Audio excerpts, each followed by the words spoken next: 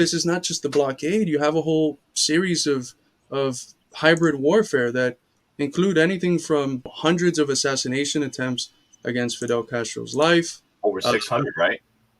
Yeah, over over 600 600 times. CIA-led unsuccessful attempts on Fidel's life, uh, 10 or so biowarfare attacks.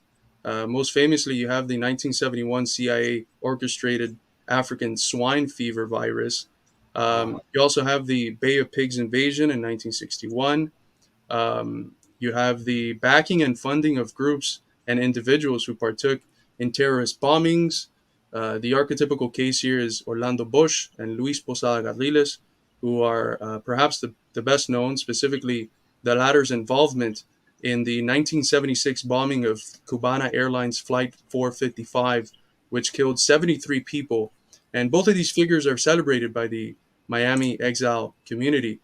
They also planned in 1962 something called Operations Northwood, where the U.S. government was considering orchestrating a, quote, communist Cuban terror campaign in the Miami area, in other Florida cities, and even in Washington, so that they can then blame the Cuban government on these terrorist Wow. campaigns that they themselves were going to do, and use that to manufacture consent in the public in order to attack Cuba. But besides that, they don't. They not only do they have this blockade to bring about desperation, not only do they wage all of these different forms of warfare, hybrid warfare, because it takes many forms, but they also they don't allow the eruption of discontent to be left to chance. So, as Tracy Eden from the Cuba Money Project has shown, between the U.S. Agency for International Development, USAID, the National Endowment for Democracy, the NED, which are the CIA's two new fronts, and the U.S. State Department, more than $1 billion has been given to Cuban opposition groups and media, both within Cuba and outside in the exile community. So these are taxpayer dollars that are going, a billion of them, to Cuba and to overthrow the Cuban Revolution. And really, what were they able to create? To what has it been able to create? The moment where Cuba was the most desperate that it's might have ever been was on July 2021, where you have the pandemic. So the tourism industry, which is central for the Cuban economy, it has to be shut down. You have pandemic-related difficulties, and then you have the difficulty of the blockade, which the Cuban thought process that was started by Obama was overturned by Trump and then sustained and amplified by Biden. And so you have extreme difficulty in this year, and you have in July 2021 a few uprisings that occur in various Cuban cities that maybe had at most a few thousand across the whole island. And this was projected by the American media and bourgeois media from around the world as a revolution that was overthrowing the uh, the tyrannous Cuban government, the authoritarian government.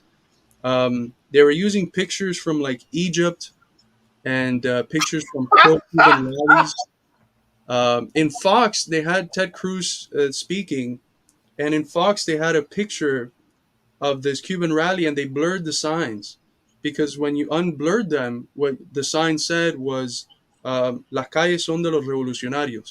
The streets are of the revolutionaries, and that was the anthem that was being said because after these uprisings of a few cats, a few thousand cats, President Diaz-Canel said revolutionaries hit the streets, and they scattered. You couldn't find them within 5 minutes because the vast majority of people that are with the revolution, by the millions, they hit the streets and they protested in favor of the government and against these fomented attempts that are driven by American money, really, as Tracy Eden has shown.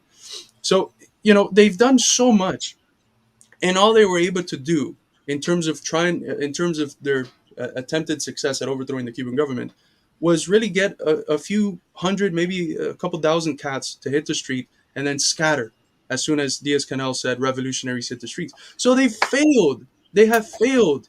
They have failed Oh tremendously. They've God. had 60 years to succeed in overthrowing the Cuban government, and they have failed. And all they're doing is causing unnecessary suffering, not just for the Cuban people, but as maybe we can get to later on, for the American people as well.